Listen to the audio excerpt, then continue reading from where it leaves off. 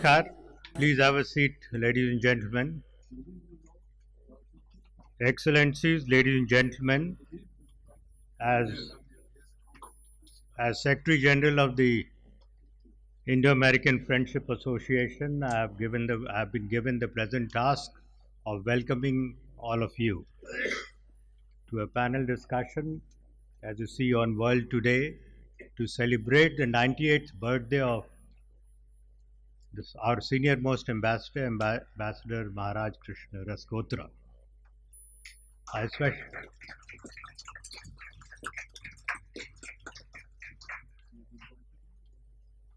I especially welcome Ambassador of Brazil, a good friend of India. Friends, my name is Ajit Kumar. I'm a former Ambassador of India to the United Nations in Geneva. I have a request. The first request I'd like to make is to kindly put your cell phones in silent mode.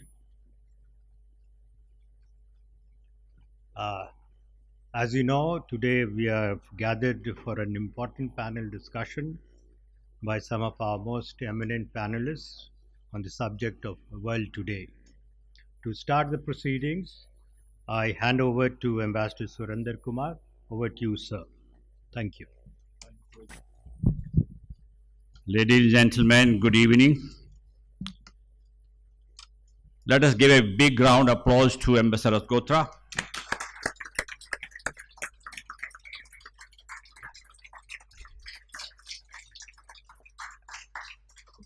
Happy birthday, sir.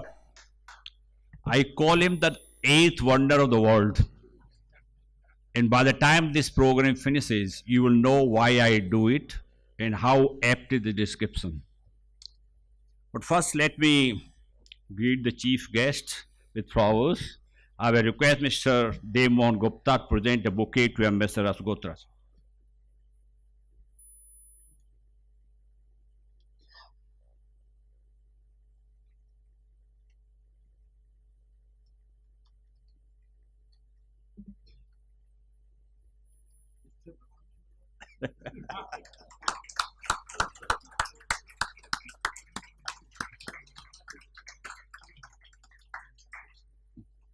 You can keep it with deep, I think.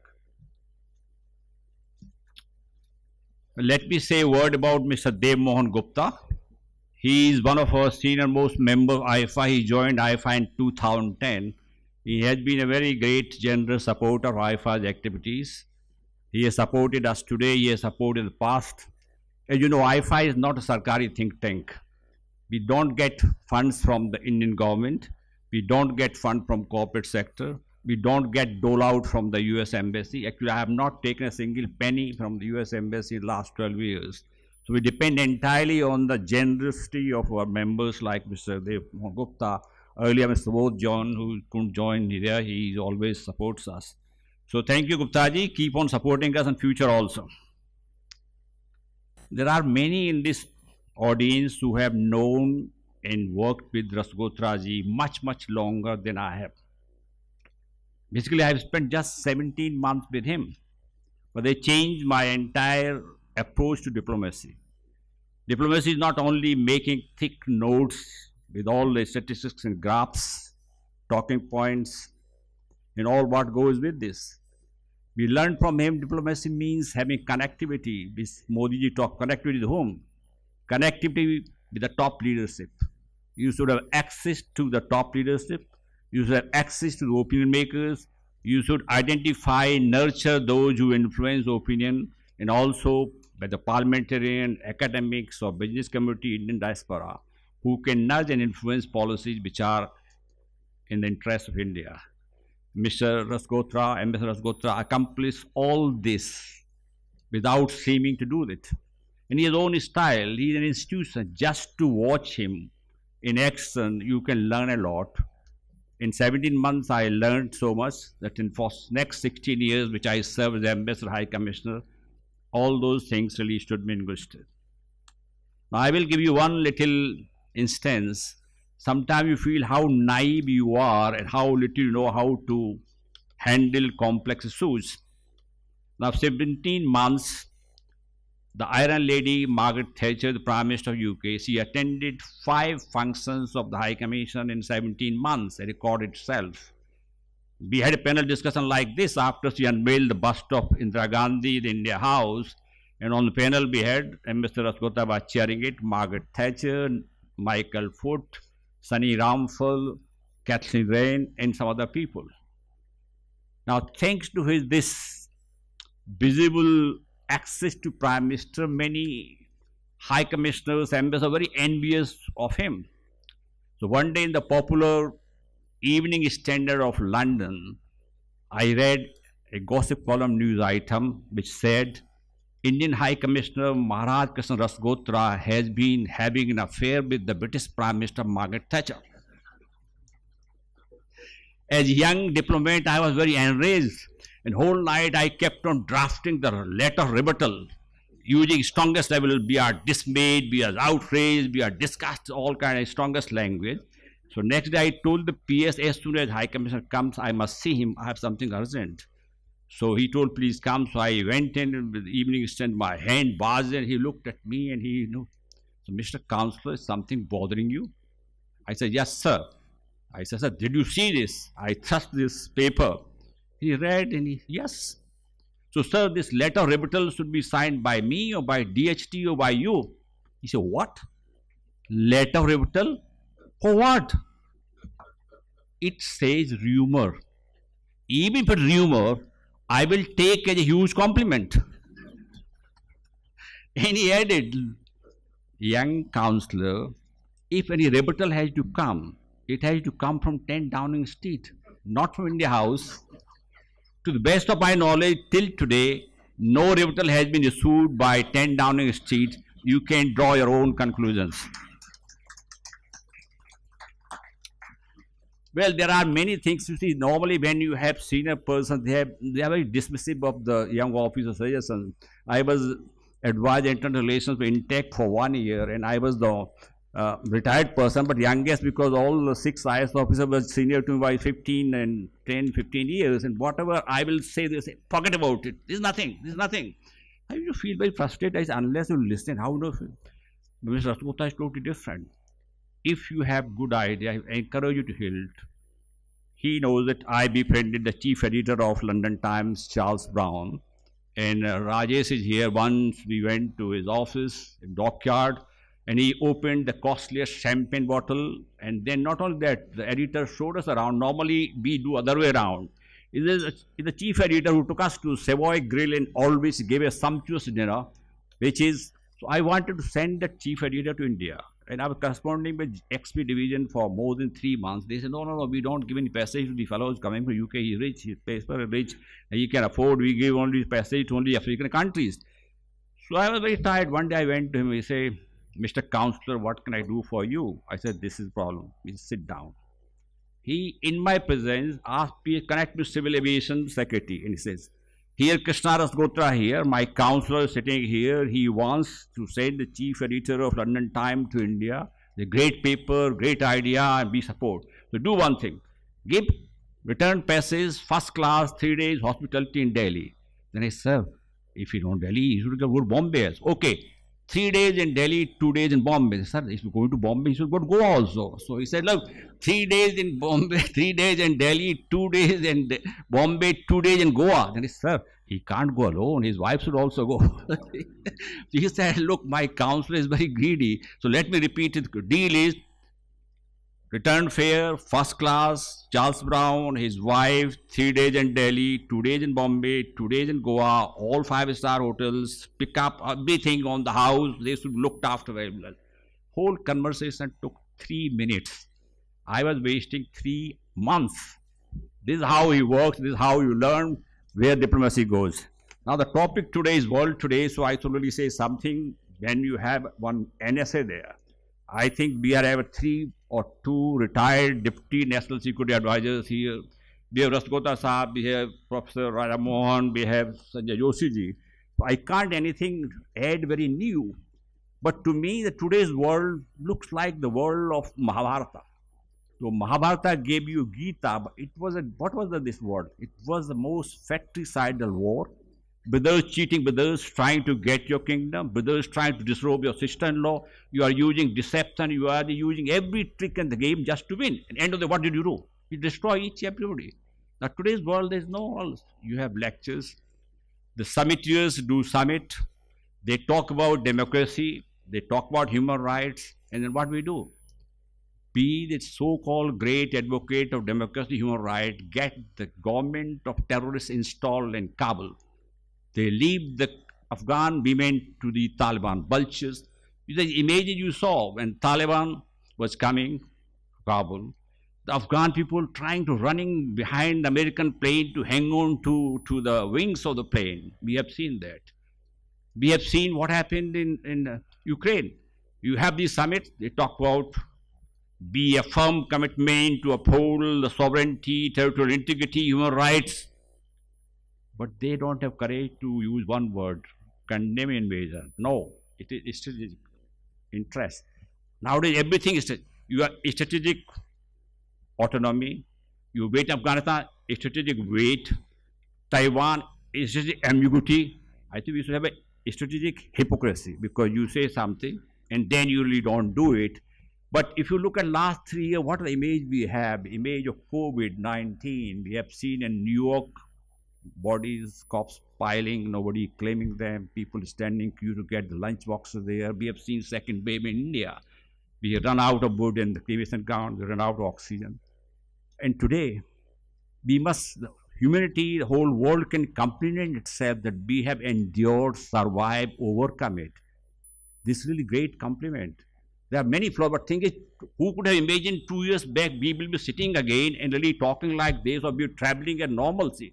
So I think human endurance, but other side is that we have been seeing that even these big pharma firms, they can't give waiver for IPR for vaccine. Otherwise, the African countries will get vaccine much cheaper. But no, they are not giving this. We have all kind of things which we have. We have visits of Pelosi and the parliamentarian going to Taiwan. What they've achieved? Whose interests are serving? You create more tension. So I don't know. To me, this world is, Shankar, my friend, the former NSA says, it's a confused world. I talked to Rasgotra the other day. Is it confused? He said, world is not confused. We are confused. He said, we can't figure out. The world is not confused. The world is there. What I'm saying is that, look, all kind of thing in the national interest. I will give an example. You can live. You can continue buying discounted oil from Russia. You can go on buying all the defense.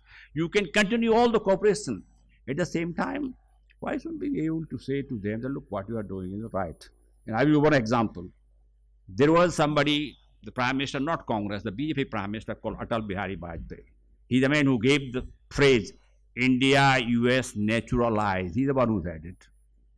Clinton came here 2000, March 2000. You saw infrastructure, whole passage in institutional cooperation started from there. But when US invaded Iraq, somebody who was in PMO, he's sitting here. I will not give his name. He told me that the Deputy Prime Minister of that time, the NSA of that time, and EM, all three were in favor of supporting US invasion. And this poet Prime Minister told in typical Hindi style, आपके साथ अच्छे संबंध बनाना चाहते हैं, पर हम गलत काम में आपका साथ नहीं दे सकते.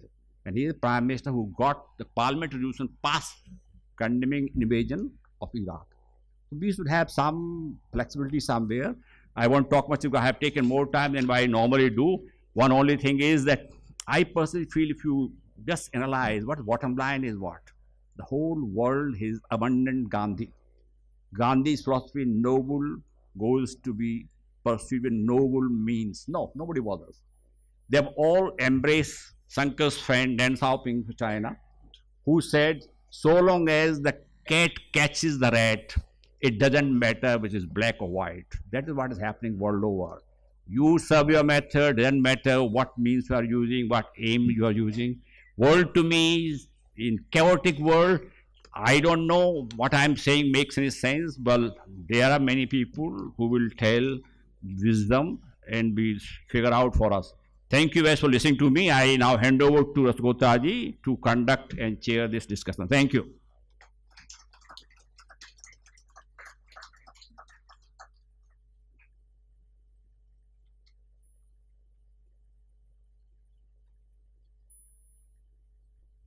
Ambassador Surendra Singh, I want to thank you for organizing this wonderful gathering where I see many of my cherished Foreign Service colleagues, other friends. Particularly, I am honored by your presence, Ambassador, and Beatrice's presence here. I recognize many, many, many faces here. And I want to thank you in particular for the stories you have invented. You're a great novel writer, potentially write one now.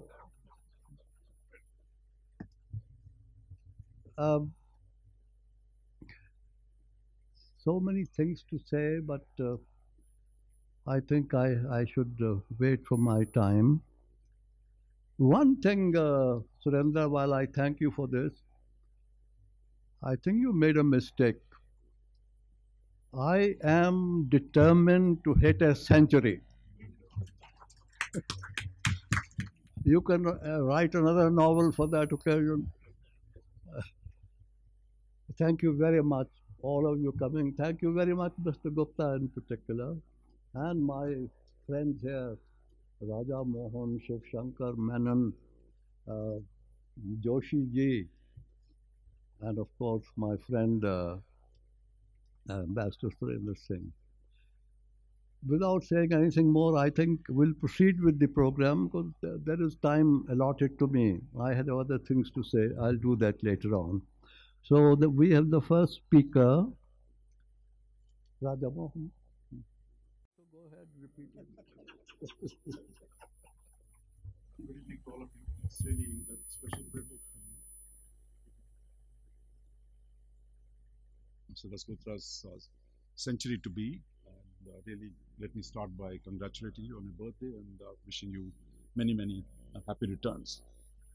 What I thought I'll do in the 10 minutes that I have, being reckless and glutton for punishment, I mean, let me focus on a subject that we've constantly obsessed in this country, which is alignment. Alignment, anti-alignment, non-alignment, multi-alignment. If you look at the last 7-8 decades, I mean, of Mr. Rasgotra's life, 90 years, that the fundamental question of how you deal with the major powers and the relationship, in that sense, thinking about great power relations, which is one of the core elements of international affairs, that it is the nature of the relationship and the shifting dynamic between the major powers that sets the rules for the international system. And going back to the Congress of Vienna, to today, what the major powers do sets the terms for broader relationships around the world. But if you go back to the interwar period, when Mr. Rasgotra was born, and see from there how many times the major powers have shifted in their partnerships between the coalitions, even just within few years. When Nazi Germany and Soviet Union were buddies for a short while, then Soviet Union became a friend of the West, got Lend-Lease agreements to fight Nazi Germany. So you've seen, dramatic shifts. But yet our discourse somehow believes there is a constancy to great power relationship. And that constancy might be, so therefore our own approaches must be constant. So I think that is the part of the problem, I believe. I mean, how we think about this very core idea of how do we deal with the great power relationships. So my sense is that I think if you make a mistake of how to deal with a shift in the major power politics, we'll start with the interwar period. Again, I'm quoting controversy. I mean, if you go back to how India dealt with the Second World War, you had the national movement split into three broad camps, you could say. One which said, I can work with Japan and Germany to throw out the British. Another which said, actually, it is an inter-imperialist war and that we have nothing to do with this. We're going to stay, we're not going to, because the Soviet Union was aligned with Germany, so that was the communists. The both aligned with the other Axis powers. And the Congress said we are non-aligned. So we are opposed fascism, but we're not going to support the war effort. Quit the governments. Jinnah got upper hand at that point of time and essentially did not support the war mobilization. In the end, it was only the communists who supported the war mobilization. So the outcome of it, I mean, it's a long story short, is India had no say in the post-war outcomes of how the world was ordered, because India was not part of the, victorious side. At least the mainstream Indian political parties were not part of it. So therefore, the judgments made about the war, the nature of who might win, who might lose, the nature of, it was a difficult moment. It was a period of fighting colonial empire, and the judgments we made.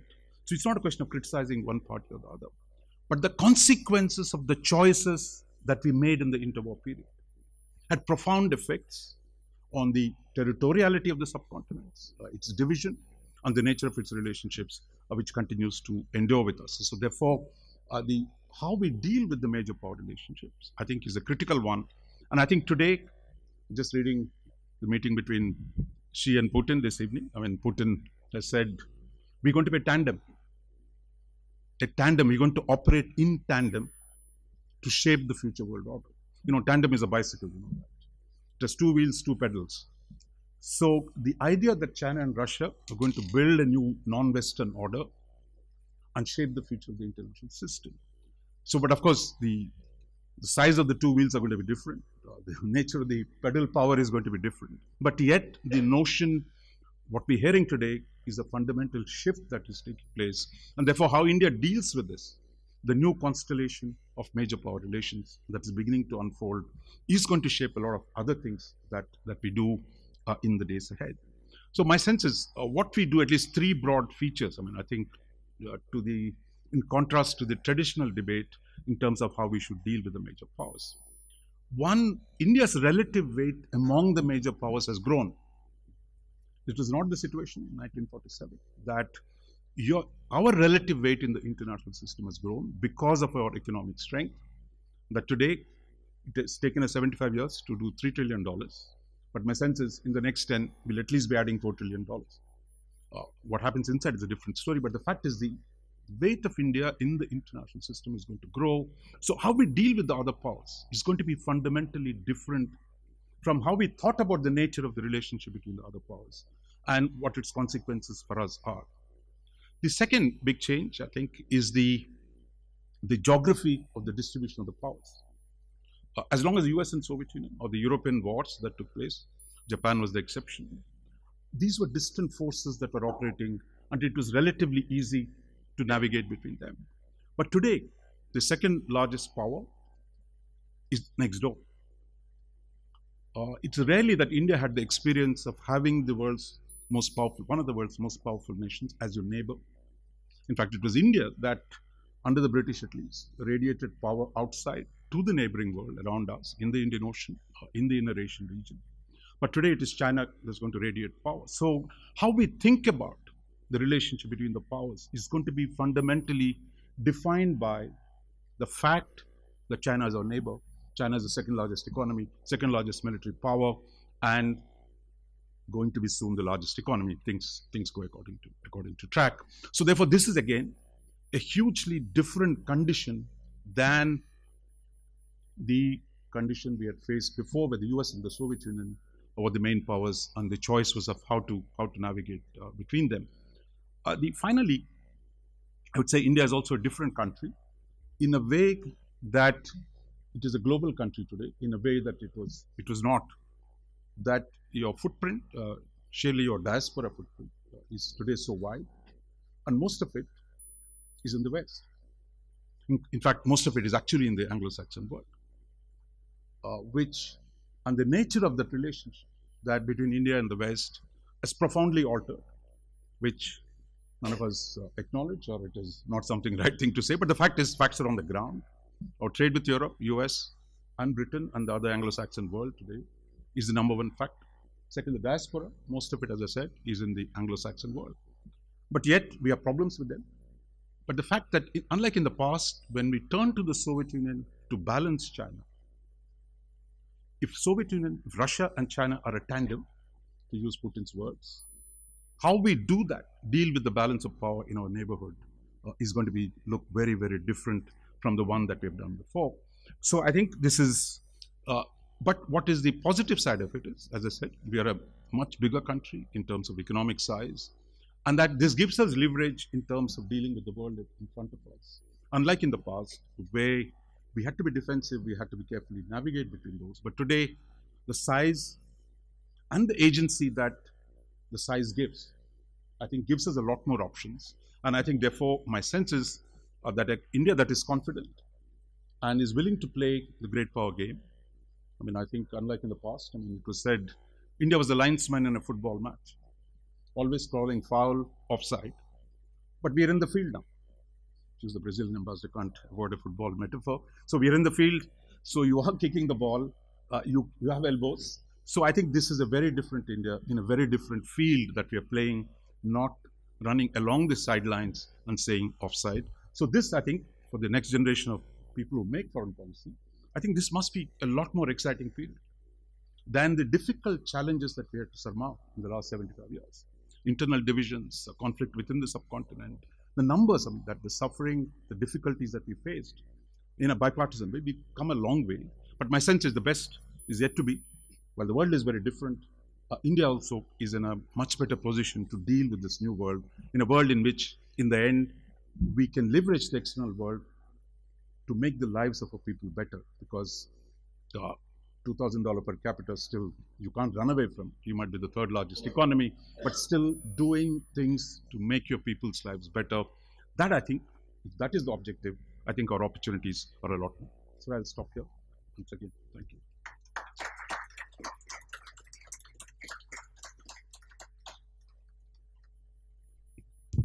Thank you, Raja. You have already spoken half my speech. Thank you for that. So I won't have to repeat too much, especially on non-alignment. I think we are on the same page. Mr. Joshi is next. He was my patron, provider of my living expenses in the Observer Research Foundation, which is, I think, India's #1 NGO today, known all over the world. You are not going to reveal my secrets? I cannot express what an honor it is for me, sir, to be here today for your 98th birthday celebrations organized by Ambassador Kumar. So thank you, Ambassador Kumar, for allowing me this privilege to be here amongst you all and amongst this galaxy of stalwarts assembled here. Raja's act is always a very difficult act to follow, but I actually learned I did not know anything about international relations until I met Ambassador Rasgotra. I was schooled in international relations by him at the Observer Research Foundation, and the Observer Research Foundation was something which he helped create, he helped build, and whatever happens today, I hope we, sir, do live up to the standards you set for us. That is what we attempt to do, and I promise you, we shall keep on trying to do the same. Today's talk is really about the state of the world today. World today is the topic. I'm actually reminded of Ambassador Rasgotra's book. I learned my international relations from you, so I will keep on referring to it. This is A Life in Diplomacy. And 1982, when Ambassador Rasgotra had freshly been appointed Foreign Secretary, and Mrs. Gandhi, you recall the incident in your book, asked him, what are your priorities, Secretary? What are you going to be doing? And he says, the problem today is diplomacy status. People are not talking to the countries. Countries are not talking to the countries they have problems with. And primarily, if you look at the world today, I think that is fundamentally the issue which we see around us.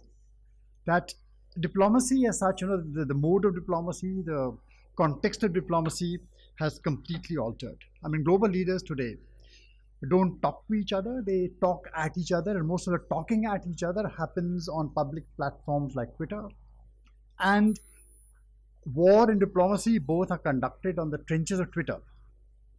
rather than allowed the space to be able to operate and have conversations. And we've seen this unfold very rapidly over the last few years. So when you get into public platforms, then what you get into are theatrics.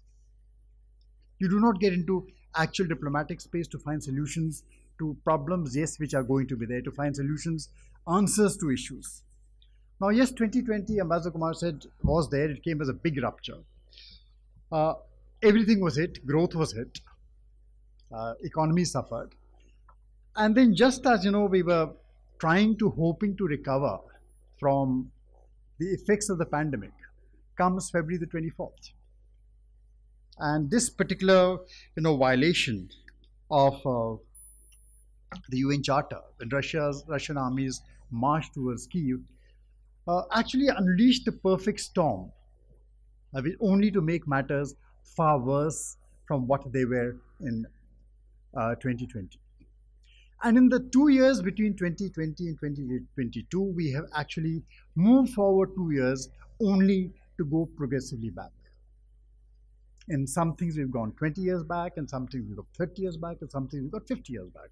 No, we've seen an unraveling happen at such a rapid pace that today it is extremely difficult to really uncover the contours of the kind of situation which we are facing ourselves with. But the fundamental thing is that within the last 30 years, we saw the end of the Cold War. We saw a lot of things. We saw detente happen in the Kissinger days between China and Russia to counter China and the US to counter Russia. The project succeeds. But the project succeeds only today now to push us back. Those same 50 years where some months ago, we were talking of a new Cold War between the US and China. And on 24th February, we again managed to resurrect the ghost of the Iron Curtain, and we draw it right across the heart of Europe. So what has been happening?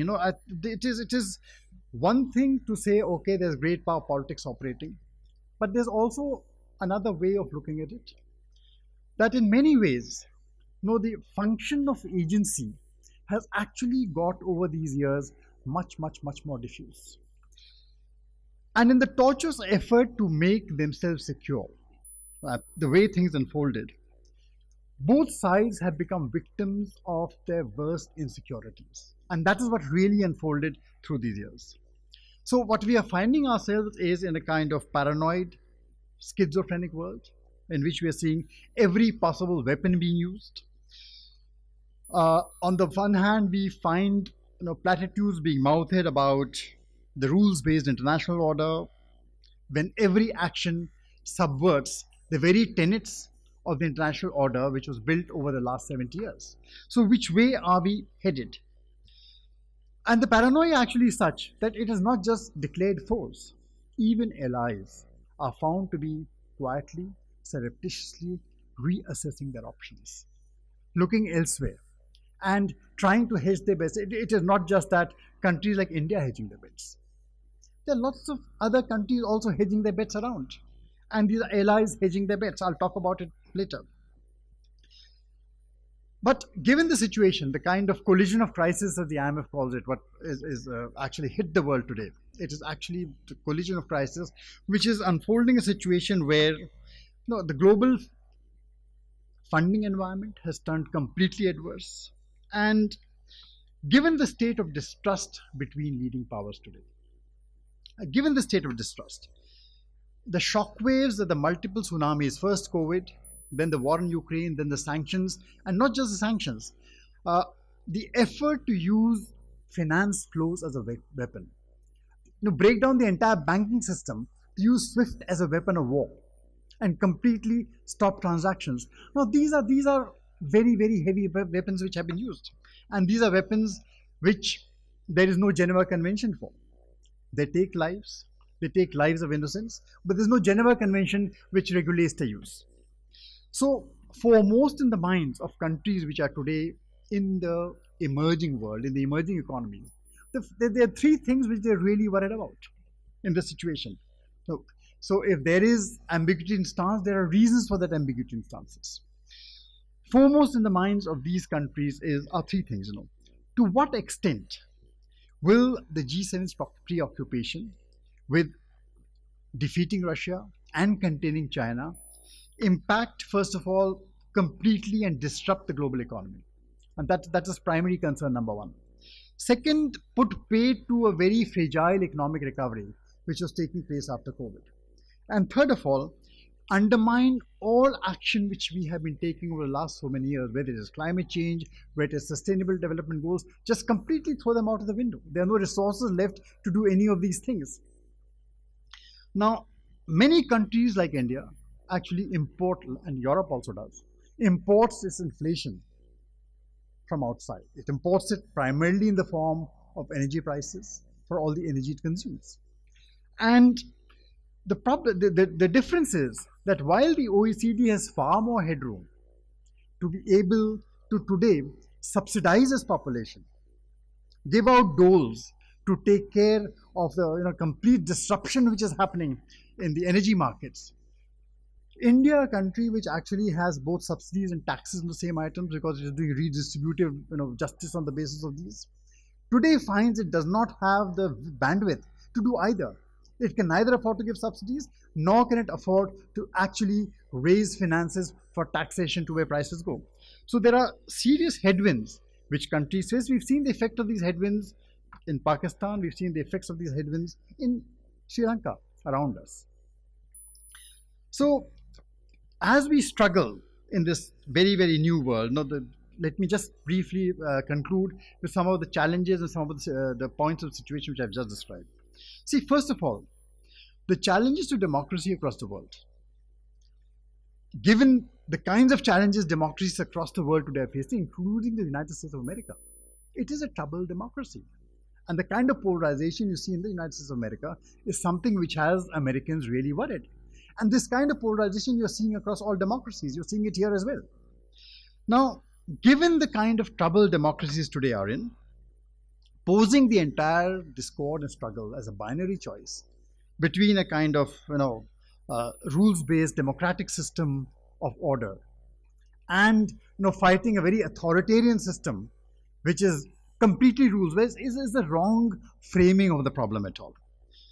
And as the deeply flawed nature of democracy shows us, the onslaught of political ambitions combined with the kinds of technologies we have in hand today have ensured that the contours of this divide are no longer as clear. The democracies have a lot to answer for in this debate.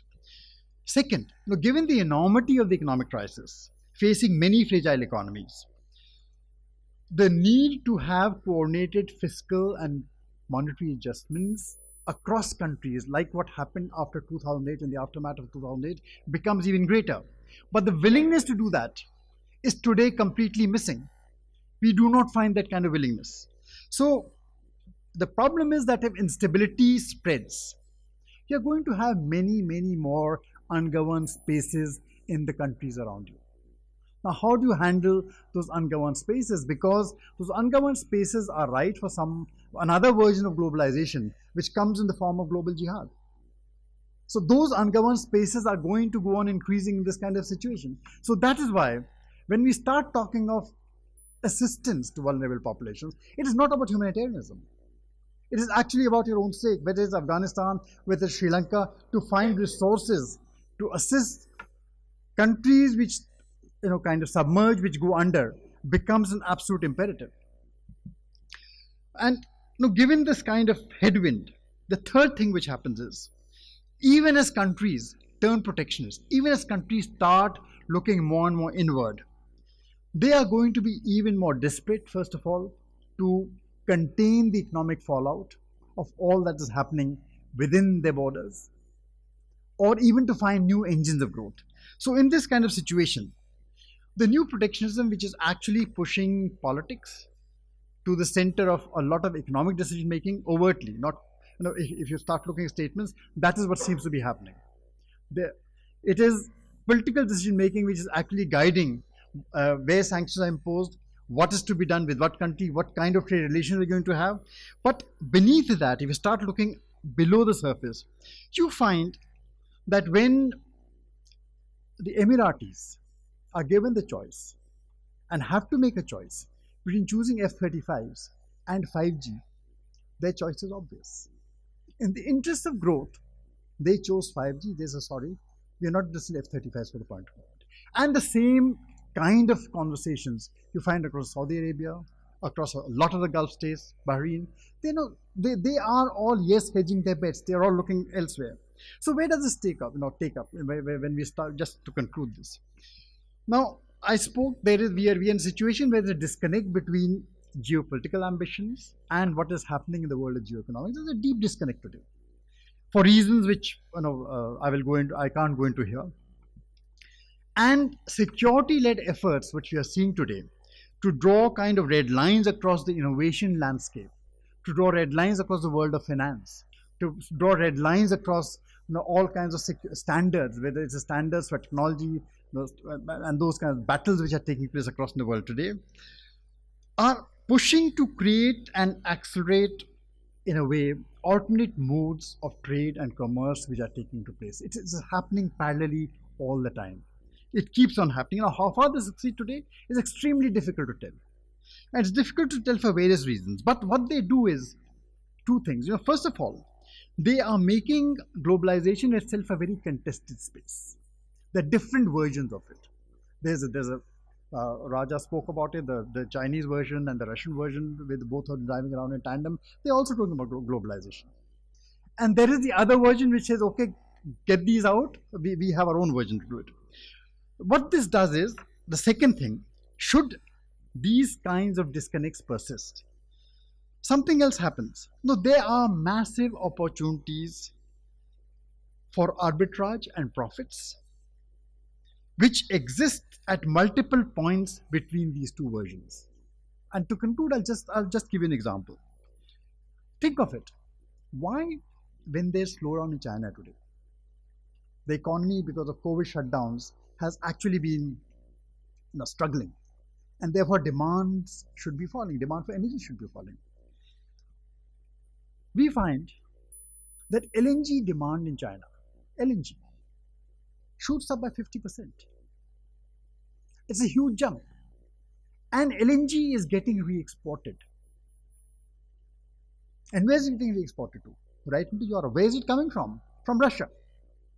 So, on the surface of it, there are sanctions being imposed on Russian LNG getting out. On the other side, Europe is paying 10 times the price for the gas it would be paying otherwise, and that was piped gas which was coming into Russia, from Russia into Europe, which was far cheaper.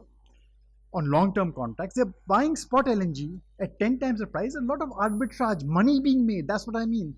When these two systems kind of fragment and collide, these are the kinds of opportunities which arise. And they play havoc with the best laid plans, with the best laid intentions of what is to be done. So this is the kind of world which we are actually living in. This, I would say, is the kind of revenge of geoeconomics which takes place. So while we start talking about which way the world order is going to turn, what is going to be happening to it, yes, there are shifts taking place. There are a lot of changes which are going to be taking place around it. The point is, who are the parties who are going to be negotiating? We do not really know, because there are many other fish in the pond. And there are many other forces at work which are playing this orchestra. There are sounds which are muted, which are going to get louder and louder and louder. So which way this worm is going to turn is still up for the grabs. Thanks.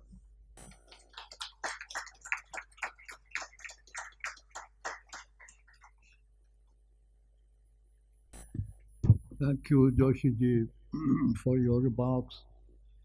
Very comprehensive, diverse. Mr. Joshi is a very good economist, but his specialty is energy, various aspects of it. And you would gather from these remarks that you've made covering various aspects why ORF is thriving. God bless you. Ambassador Shivshankar, Menon.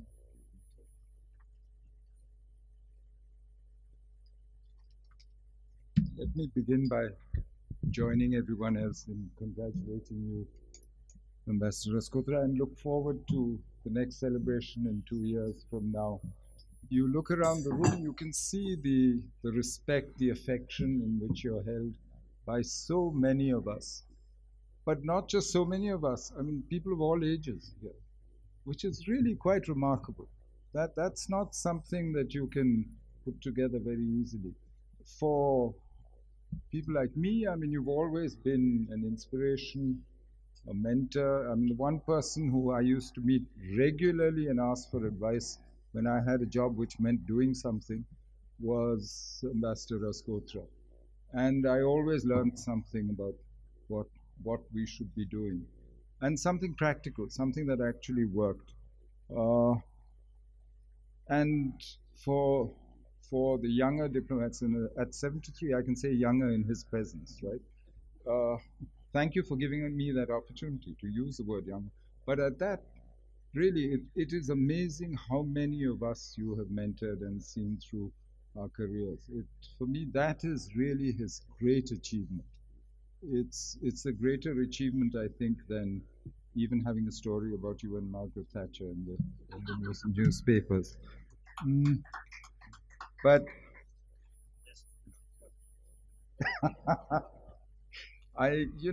we're supposed to be discussing the world today, and I think much of what has to be said has been said. Let me just say a few words about what I think the world is like today, and then actually how I actually think this is a world full of opportunity for India. That this is a moment this may be our moment if we do the right things. And that, of course, is a big if, but that's a separate argument. I'm not sure I describe the world as confused. No, for me, this is a world adrift between orders. Why do I say between orders? Because frankly, the last time the international community responded in any coherent manner to transnational or international crises was 2009, the London G20, which responded to the global financial crisis and did something about the banking system, about preventing a Great Depression, saved us. But after that, COVID, pathetic what we did. I mean, lots of acronyms meeting, G20, G7, you name it. But what did the international system do? You look at the developing country debt crisis. I mean, the IMF is saying that 53 developing countries today run the risk of debt default, serious risk of defaulting on their debt. What do they do? Nothing. What has the international community done? We've been talking about it in all these groups for the last 4 years. We as India have actually raised it. So for me, this is not a coherent international order. There is no accepted ranking of either priorities or of powers. But this is normal, because great power rivalry, as we know, and as Raja has reminded us, is the norm. We might have been lulled into forgetting about it when we had a unipolar moment after the Cold War, and because we all read English, we tended to believe some of the stories we were told. But that apart, the fact is that if you look right through the 20th century, 19th century, great power rivalry is normal. This is the business of diplomats and soldiers and scholars. And this is what at least IR depends on. So today we're back to a norm, but without an order, without an agreed system, without a functioning international system. One of the side effects, of course, is that the multilateral system is broken and not doing anything very much for any of us. And the distinguishing feature for me today is that every great power is revisionist. Nobody likes this situation. Normally, you at least have one hegemon, somebody who's powerful, who's happy, who wants to keep things as they are, supports the status quo. And most periods. Today, there's nobody. Even the Americans talk of build back better. Better than what? Than what you see. Better means I don't like what's going on. And frankly, as Sunjoy reminded us, they have their own internal problems to sort out. Though I don't think that actually should worry us beyond a point, as I'll come to. But given this chaos that we see, what we saw in Ukraine, what we see, and the general desire across the board for another way out of this, because this is not the Cold War, this is not a bipolar world. Frankly, the Chinese and the Americans, if you think that's the principal contradiction, which it is, They need each other. Their economies can't survive without each other. And I think we tend to underestimate the level of dependence on the world of China. China still needs the world for food. She's the only major temperate country that cannot feed herself. She needs technology. I mean, you've just seen what happens. She needs energy. She hasn't been self-sufficient since 1993. And these are big dependencies on the rest of the world, which is why she's trying now to actually try and shape the world outside using whoever she can. And the West has managed to push Russia into her arms. So now they will work together in tandem, as Raja reminds us. But what does that mean for the rest of us? Because there is a huge rest, and you saw the reaction to Ukraine's sanctions. Most of the world didn't want to have very much to do with it. It's primarily the West which imposed sanctions, but most of Asia, most of Africa, most of Latin America even, and countries who were very close to superpowers chose to assert their independence. Kazakhstan, in January, their government was saved by Russian military intervention. They co-sponsor the resolution which criticizes February 24th, the Russian invasion of Ukraine. That tells you something of the desire for agency and for another way. This is not non-alignment, no. And, you know, this is the trouble. We immediately go back to arguing by analogy, right? We find some example from the past and we say, here we go again. No, because it's a completely different context. It's not a bipolar world. But what does it tell you? There's one opportunity there for you to work with a much broader range of countries than you might have in a Cold War bipolar world where everyone was stuck into blocks and where their choices. There is demand out there and nobody's meeting it. And there's one opportunity. But where's the other opportunities? Crisis creates opportunities everywhere. South Asia is in crisis. In the last year and a half, 5 governments have changed, not all happily or willingly. At least 3 are now talking to the IMF for money because Sri Lanka has already defaulted. 2 have sort of administrative arrangements and understandings with the IMF, which still need to be approved, Pakistan, Sri Lanka. But even Bangladesh has approached the IMF for bridge funding. Others could be going the same way. So you have a crisis in South Asia. Here's your chance. You have, and you've taken it in Sri Lanka. You've worked with Sri Lanka. But here's your chance to actually, for me, the logical thing would be to say, we'll set up a payments arrangement in South Asia among ourselves. We will open markets and use this moment for the kind of economic integration that will stand you in good stead, create a peaceful periphery for you in the future between you and the neighbors. But that, for me, is an opportunity if you use this moment of crisis, because this is when people actually need you. You have a broader opportunity, which is created by the state of China-US contention, which is now structural, despite their dependence on each other. So they're like Siamese twins who are actually fighting with each other. But in that situation, the US has a strategic utility or need for you, given the state of your relationship with China. And a lot we have to ascribe of the improvement in India-US relations, we have to thank the Chinese for whatever, and I don't think that's what they intended, but that's where we are today. For us, the US is an essential partner, not only because of China, but the US is an essential partner for us if we want to transform India. The US is the only power which is a global power, which is actually present everywhere and can project power everywhere. China might be a global economic superpower, but she's still, in military terms, a regional or local power, whereas the US is not. And even in terms of technology, in terms of access to markets, as Raja reminded us, that's where we trade, that's where we sell our goods, that's where we get them from as well.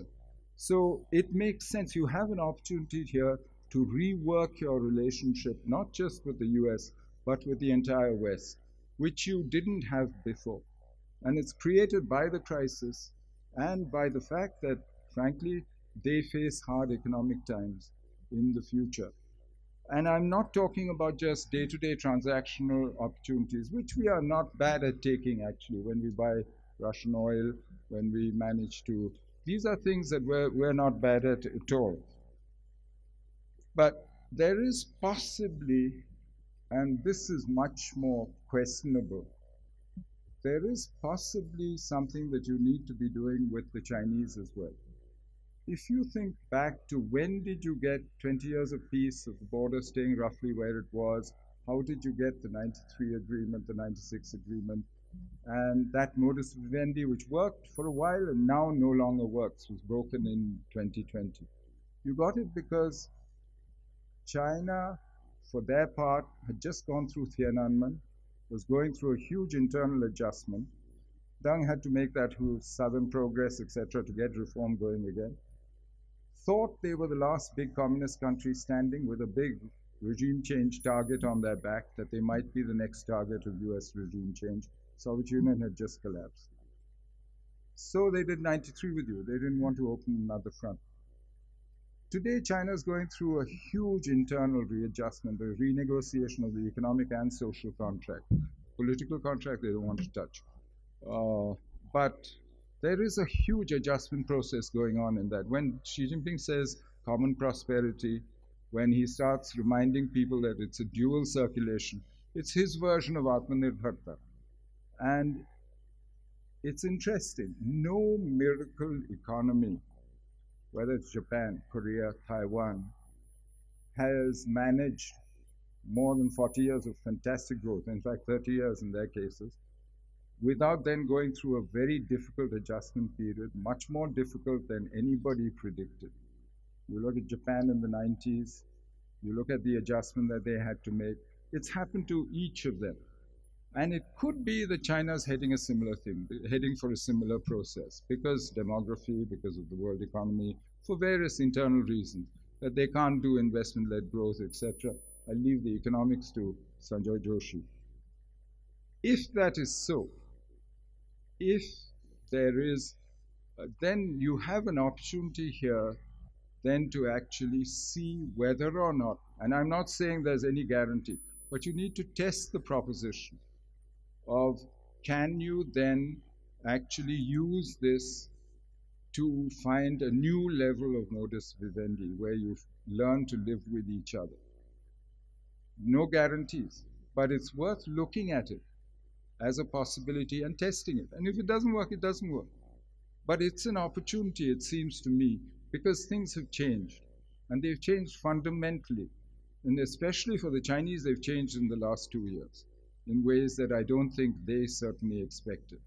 So you have opportunities in these big relationships, but you also have opportunities in the other relationships.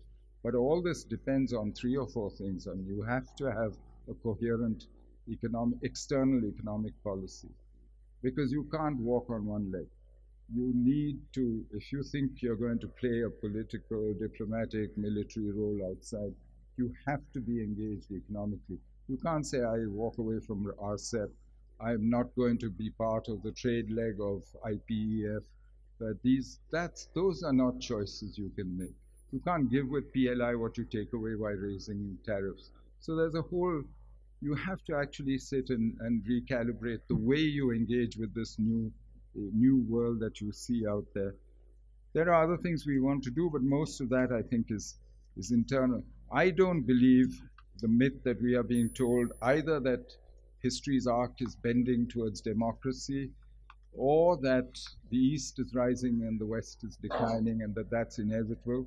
That's what we will be told, and it will be sold to us over and over again in order to get us to do what they want us to do. But I don't think that's necessary. As I said, for me, this is a moment where you can actually break out of past patterns and use the opportunities that are available. So I hope we all do that. Thank you. If we do that, we'll be doing what he has been saying for a long time.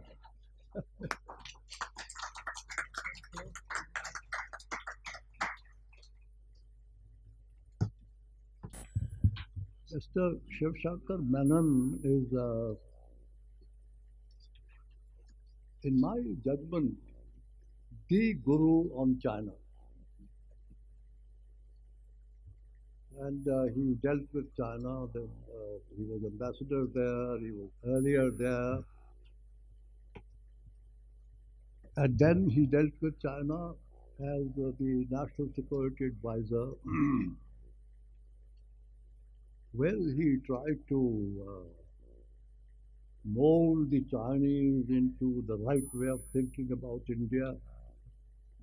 I have much to answer for. No, I think you nearly succeeded, but we should have kept you there for another 10 years. Things would have changed. Now, after all that you have heard, what can I say? I had prepared some notes because it's a serious occasion. I don't read a speech, but I gave some thought to it. The subject first was, why is the world, first was, what was the first topic you suggested? It's the world through the eyes of the Anyway, the topic now is the world today. Now, I think I have the longest acquaintance of this world, looking at this audience here. I was born in 1924. And in my recollection, the world is going through an upheaval now. I think that was the reason for you to set this topic, the war in Ukraine. But in my recollection of things, the world has been, this very world has been in one upheaval or another all this time. The biggest upheaval, in my understanding, was India's independence. It changed the world, it destroyed an empire and increased the UN membership from 45 to 85. Following India's work in the UN.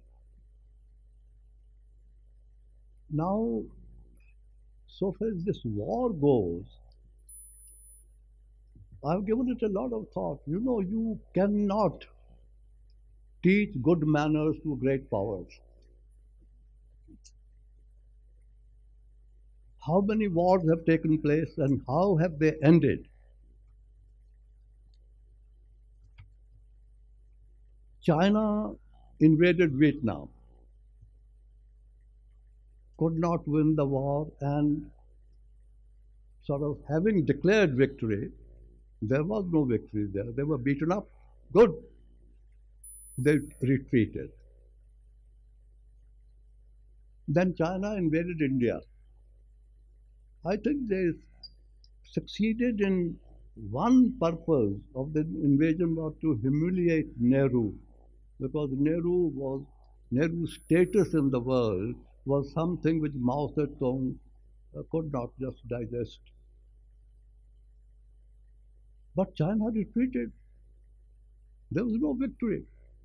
I think the Himalaya snows, they knew would defeat them, and they made a hastiest retreat, I think, ever for a victory in defeat or retreat. Then America invaded. These are all great powers.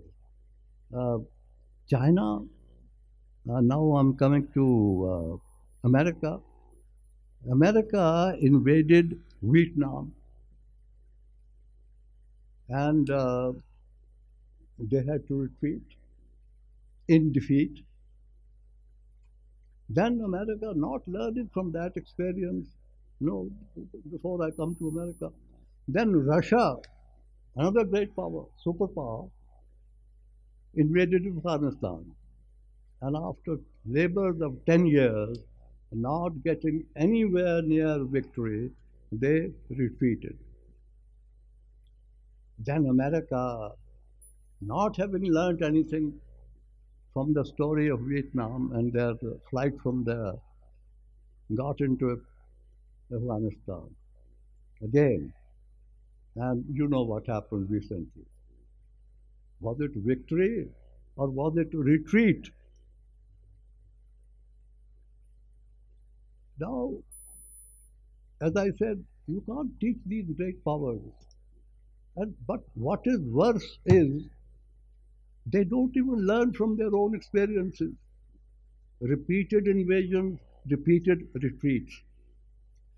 The lesson of this short history is that no matter how great your power, you invade a small country, if the people of that country love their freedom, love their country, love their liberty, and they are determined to defend it to death, then there's no alternative with the greatest of power, retreat. These are, in my judgment, great upheavals. There are seismic shifts taking place all this time. But the greatest seismic or tectonic shift in world politics and world economics came with the shift of epicenter of world politics and world economics from the west to the east, to Asia, which started happening actually with the Chinese Revolution, Indian independence, but it came into sort of solid shape in the 80s.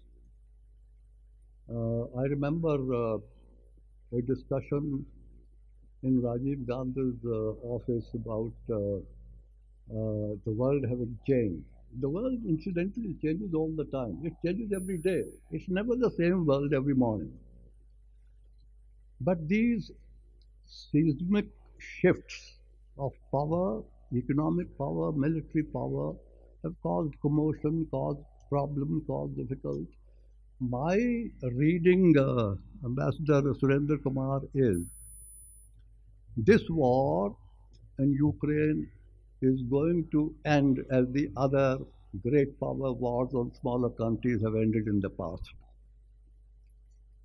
Whether anybody can do anything to help Russia save its face, I don't know.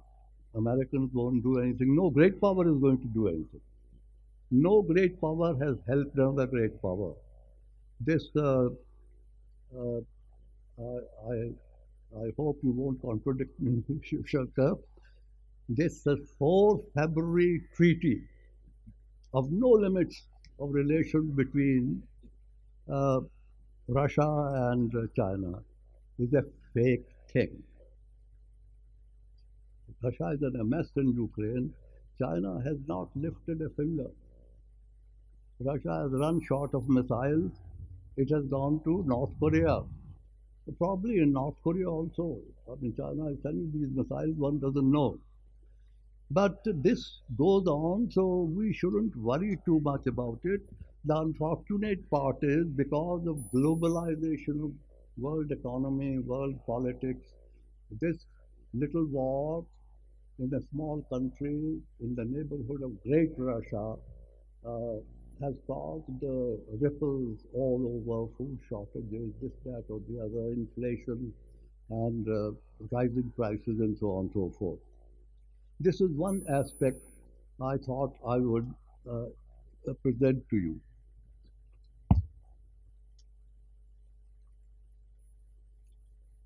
Now, why did Russia attack Ukraine?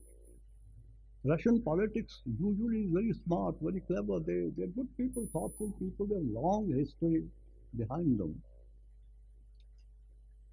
Russia, for 1,000 years I can think of, was the biggest land power in European affairs. It was a European country. The Tsars then continued their advance in the east. It acquired Central Asian possessions and so on and so forth. it never really became a totally Asian country, though you and we have said it's a, Asian country also, because it suited us to say that. But essentially, it has been for 1,000 years a European country, and for 1,000 years or more, Crimea was a part of Russia. Now, what happened? The Cold War ended, and certain promises were made to Russia.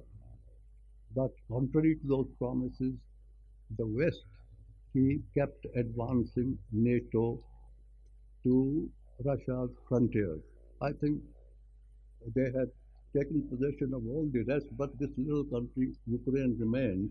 And there were rumors that Ukraine might also join NATO. Russia got worried, naturally. Would Crimea, they'll be blocked out of Crimea? So they captured Crimea. I think that happened 2014. That was a big event, bad thing for a great power to do, but I think it was a necessity for them. They felt it, they did that. The access to the oceans of the world, warm waters was from there. But if matters had rested there, probably I think things would not have gone further. But then to ensure that Crimea will remain a part of this country, they wanted the eastern part, those two provinces, where I think there are a lot of Russians, they say they are majority of the population, but who can distinguish between a Ukrainian and a Russian? Is that possible, Ambassador? No, there you are. Nevertheless, they invaded. Now, the history I gave you, if a great power attacks a small country, other great power, one or more, will come to the rescue of the smaller country. So the NATO, America, with all their latest sophisticated arms, they have armed the whole country to impose what looks like a defeat of Russia. Russia has already withdrawn from Kharkiv area.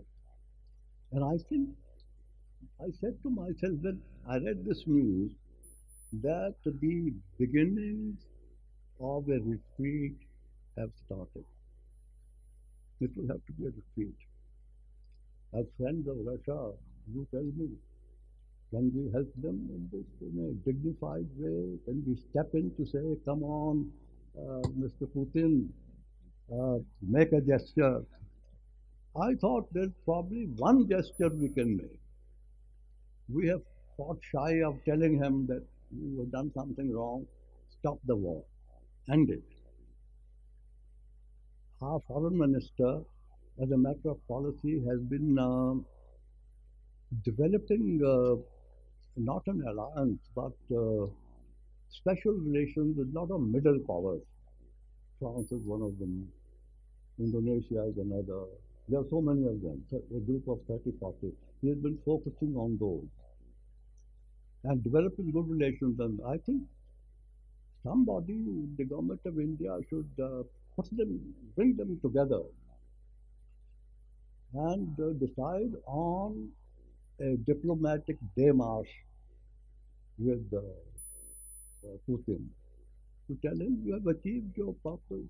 Now you say you are going out, and we'll all support your retreat or dignified return from this war theater.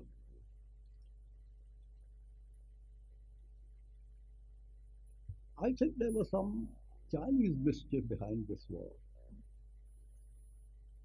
The China-Russia treaty was signed on February 4. 20 days later, on the 24th, Putin invades the country.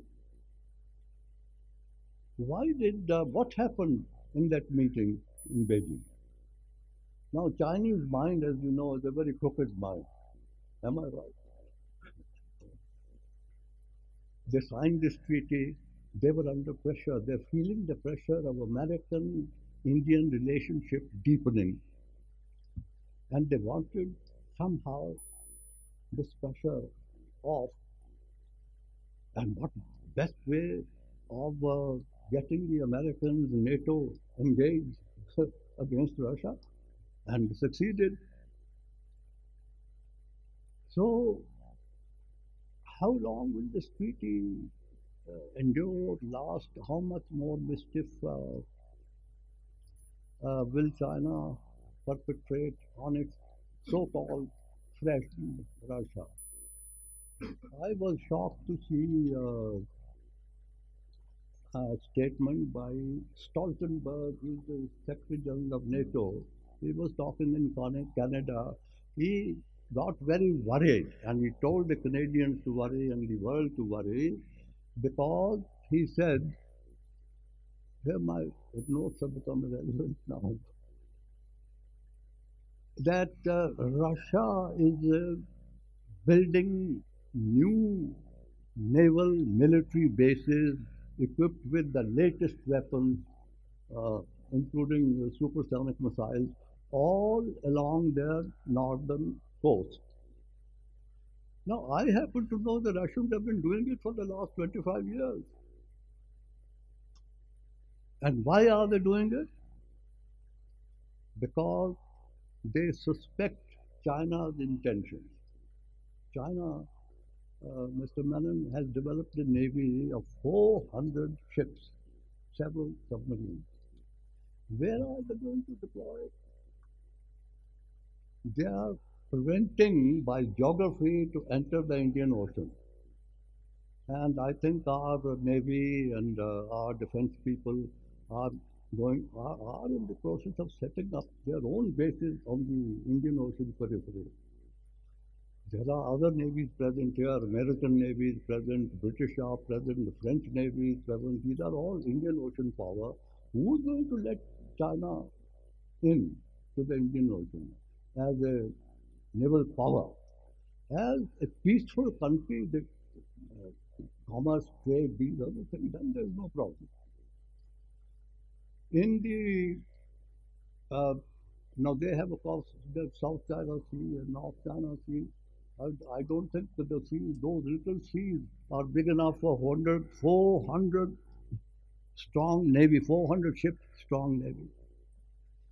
And China's navy will be blocked out of the Pacific Ocean by the strong American presence there. So China for years has been eyeing to infiltrate into northeastern Siberian part of Russia. Lot of people have actually Chinese settled there. About 15 years ago, I think 15, 16 years ago, I went to, I paid several visits to Russia after retirement. I met the chairman of the Russian Senate, and he said to me that the Chinese are determined to take over this part of Russia. Your people have gone and settled in the frozen areas of Canada and turned them into green fields. Can India do this here? I came back here and I reported the matter to the government of the day. And the Honorable Minister, I won't name him, he said to me, Mr. Rasgotra, इसका तो एक group बनाना चाहिए. मैंने कहा जी मैं तो कुछ भी नहीं हूँ, मैं तो अपना काम करता हूँ. इनके नीचे ORF में ग्रुप ये मैं आपके लिए मैसेज लाया हूँ. This needs further exploration at the level of ambassador and so on and so forth. And then you proceed further. Well, the government changed. Those were the era of those temporary governments, short-lived governments, and no one heard of it. So we left it at that. Now, I think I'll skip a lot. I think what is the world today is, as I said, topsy-turvy world, but this will settle down. future beckons me. It's going to be very interesting future. Russians have decided that they are going to be blocked out of the Atlantic. The entry via Crimea into the Mediterranean may become difficult or impossible. So what are they to do? But they have decided to become a big naval power. And they are great shipbuilders. They build, we have ships from them, we have a carrier from them, we have nuclear submarines. So, China and Russia, two naval powers, in my judgment, are going to clash at some time or the other. Whether it takes 10 years, 20 years, not more than that. I think within 25 years, this will happen. Because you have built a huge navy, you have to put it somewhere, they'll try to put in some Russian port, try to borrow it, try to hire it, rent it, and so on. So they are not going to get it. Russians are very, very suspicious of these people. There is no love lost between them. Forcible treaty or no treaty. Treaties are a thing of convenience for Russia. They can be, for China, they can be broken. They make so many treaties. You know those, the 90s. And where are those treaties now? So we are heading for, this war will settle down. I give it another 6 months. It has gone on for 6 months. Only, I think, the American war in Vietnam went on for longer. This cannot go on for too long. Putin would not like to see the collapse of his country. I think he will be looking out for some excuse. And we are good friends of Russia. We should provide the kind of initiative that I suggested, or there are other ways of helping them out in this situation. So the future remains as full of potential tectonic shifts. What will happen then this scenario develops? And develop it will, because this navy has to be used. It cannot go through Bering Strait. Russia will block it there, or United States, Alaska will block it there. It cannot come to Indian Ocean. Its only possibility is they make a thrust for the Arctic Circle. They are building a huge icebreaker. So for a time they'll be busy breaking the ice and building the bases there. But ultimately, if these two great powers with two great navies are there cheek by jowl, I think the world is in trouble. But it will be far away trouble, I think. Fortunately, India is located this way. Now, in all this, what is Indian foreign policy? I think it's a good foreign policy, what a combination of Prime Minister Modi's initiative vis-a-vis United States of America. He broke the ice because he was himself banned at one time, but when he went there, he embraced the president embraced back, and we are good, jolly good fellow. Huh? Yeah. We have two goals, if I understand this government's plan. One is to become a great economic and military power,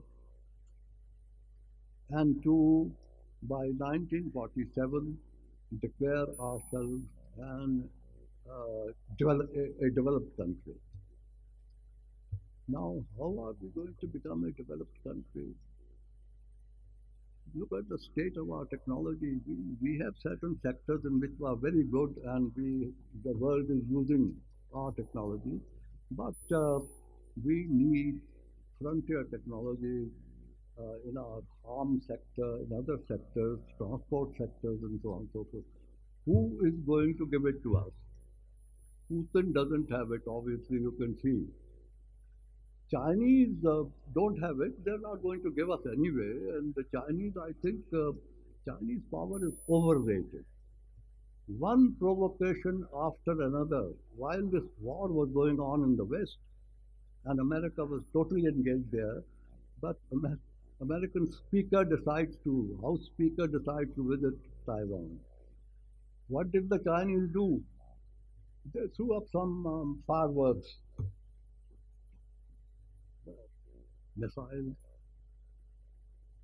What these missiles were they for domestic purposes? Because Xi is going to face this Congress, and you hear rumblings that there are some opposition to him, but I think he'll make it. Then that story ended. Then the Americans sent another delegation.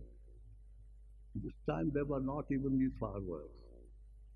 Then the third provocation, one of their ministers came there, and the minister was connected with defense relations. So, I'm not saying that China is no power at all. I think it's still too good a power for us that we have to develop our power. And one country, I think, which can help us with the requisite technology, latest weapons, that is United States of America. Not many people know. I mean, government of India has been very shy of, exposing these truths. When the confrontation developed on the northern frontier, they gave us all kinds of help. Satellite intelligence to begin with, uniforms for our troops, warm tents for our troops, weapons, helicopters, and what are those other things that fly around these things? Drones, the latest. And the Chinese saw American planes flying around, American satellites going over this area, and they thought wisdom was the better part of valor. So that is where we stand now. China, so far as India is concerned, is a threat, and it's a long-term threat. This is not going to end till we match up their economic strength, which I think India is going to do. It can, it has the potential. I was reading some economic accounts. We are in the range of 7% growth, 7 to 8% growth. The report said that 9% growth is possible, not immediately, but maybe in 2 years' time. So by 2047, we are a $3.5 trillion economy now. $5 trillion, which is Prime Minister Modi's objective, I think will be reached another 2 years, maybe 3 years. Possibly in his third term. I think he's going to get it. Regardless what anybody else says, political facts are there to see.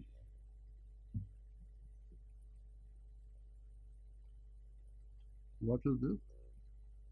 Total nonsense. Where is Sansi? A lot of my past girlfriends. So where is total nonsense sitting here? You gone? There's a lot of lovely girls here, with a beautiful audience.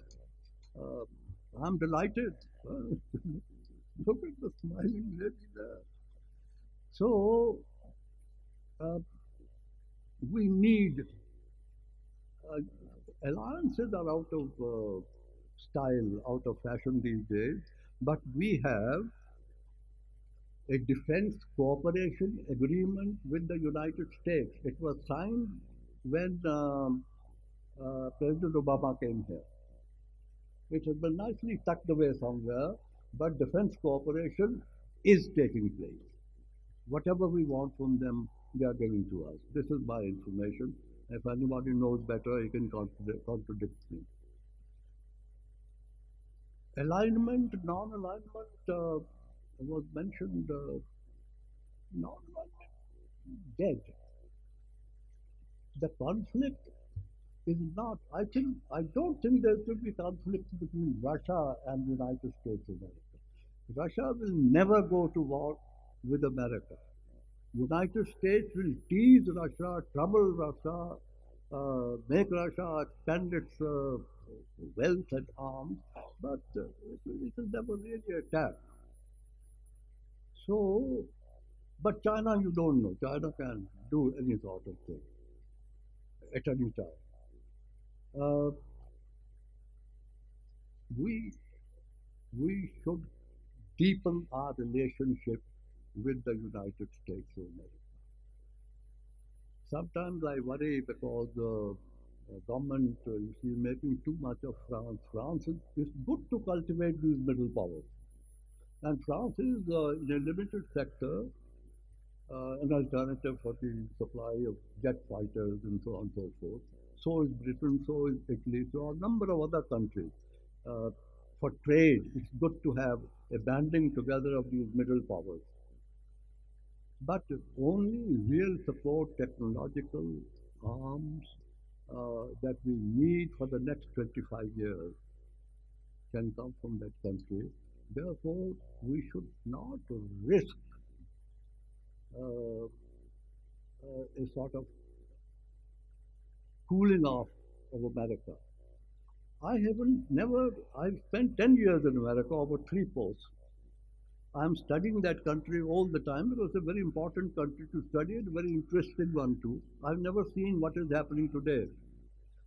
The Senate has drafted a resolution.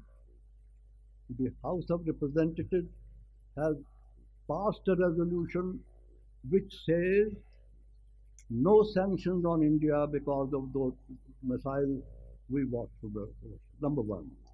Number two, give India the latest technologies, not only F-18, F-16 is out, F-18, F-35, whatever they want, whatever we decide they need to deal with the manage China's threat. Strange things are happening. The latest technology, 5G, this G, that G, it is all listed there in the House resolution. Now the two committees will get together. They're more or less the same. The numbering of the things that instruction to Defense Secretary, Defense Department, that all these things should be given to India. I hope they'll be given free of charge because they're very expensive things. I have actually suggested to the Americans and to our own government that we should ask for lend-lease arrangement while we deal with this crisis for the next 10 years or so. They have not, neither side has reacted yet, but we leave it at that. Now, this is a relationship which is number one. But this is not to say that we drop Russia. Russia is going to be an important country. Once this, what they are doing in the northern coast, in about 5-10 years, it will be very, very important ocean-going power. And this is a power which will ultimately, I think, stop China. So we should keep up with our relationship, whether Americans like it. I think, I shouldn't say whether Americans like it or they don't like it. But the major task of Indian diplomacy today is to explain all these necessities of India, the complications with the international scene, and ask them to pipe down. Let us do our thing with the Russians. They are worried that whatever technology they gave us, it will somehow from our channels go to Russia. It hasn't happened in the last 50 years, and it's not going to happen again. We keep our secrets to keep our own secrets very close to our chest. What you were doing, I didn't know. what I was doing as Foreign Secretary, the next man didn't know. Under instruction, taken an oath to maintain the secret quality of almost anything that is marked confidential or secret in the government of India. Anyway, I shouldn't make fun of our government. I was part of it. So much for America and Russia and China. I think we have to prepare ourselves, build up our strength further on the northern frontier and on a permanent basis, because you can't trust them. And you develop your naval power. And I think if a major attack takes place from China, we should capture in the Indian Ocean a couple of their ships carrying oil, and the war will come to an end at once. The war can't be fought in sectors. We have been fighting ours in sectors, only in the northern sector, only in the northeast of Ladakh, not in, when they give us trouble in the northeast of Ladakh, if we have the strength on the border in the east, we should go in 10 kilometers and then see what happens. Then negotiations will take place. The bickering going on, they have come into this the plain area, Depth Plateau. It's an open area, it's very close to our approach to the Karakoram Pass. They have to get out of there. There, I think, our foreign minister has done a wonderful job. The state of relations with China will be reflected, and the state of the border will reflect in the state of relations between China. And I was very interested. He's a very thoughtful man, a little thinker like you were. He had given a 7-point charter, all focused on China. Is there time, Ambassador? Can I read it out?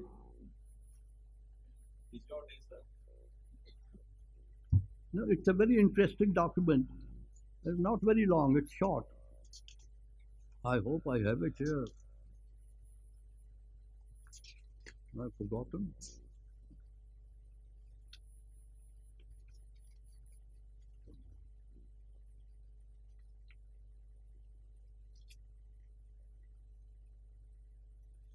External Affairs Minister, the 7 points, China policy. Number 1, the state of the border will determine the state of India-China relations. He made this declaration of 7 points in a talk to the Asia Society recently. There was an inaugural function there. Number 2, ties must be based on 3 mutuals: mutual sensitivity, mutual respect, and mutual interest. Number 3, sovereignty and integrity have to be respected. Number 4, regional initiatives have to be consultative. This is a very important point. Not unilateral. Connectivity in particular should be transparent, viable, and market-based. This BRI, which has ruined Pakistan, is about to ruin Sri Lanka, which Bangladesh finally, with a wise leader, they have rejected BRI. And they have advised others, be warned, China's purpose is to put you under debt, which they've very successfully done with our neighbor Pakistan. I don't think Pakistan can go to any war now with India. $65 billion debt. They are trying in Africa, but I think there also people have woken up. And now I hear at the forthcoming Congress, where she will be given a 3rd term, it is said she will be given a 3rd term. 2 new proposals are coming. GDI, Global Development Initiative. They have not consulted anybody about it. But it's the Global Development Initiative of China. So it will, I think, meet the same fate as BRI is meeting. Another one is Global Security Initiative. Who has authorized them to develop global security? India has its own thinking on its own security. America has its own. Europe has its own. Even Russia has its own. But they are doing these things. It is a fantasy world. You tell me, is she all right here?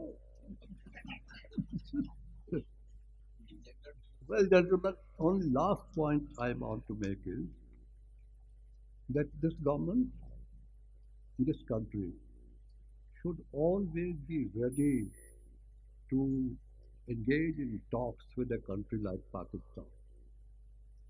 I don't believe in this slogan, neighbors first. Which neighbor will be first? Sri Lanka. You tell me. And I say, Pakistan. Which neighbor? Nepal. Of all countries. They are hand in glove with China now. They even picked up Shindy about a hyped up border dispute. It hasn't been there for 200 years. I dealt with it. There's no dispute on this. But under Chinese advice, so my advice to government is go gentle with neighbors without zeal. I don't know, intend to convey this message. They read your article right away. Go gentle with neighbors with zeal.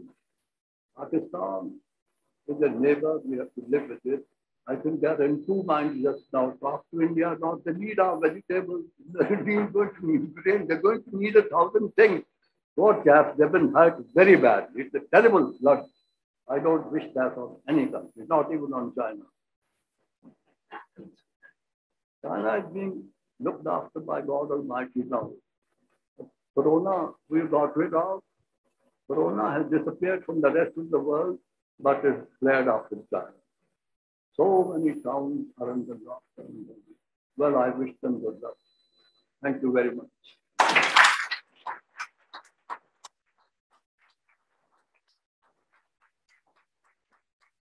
Thank you very much, sir. This has been much awaited words of wisdom.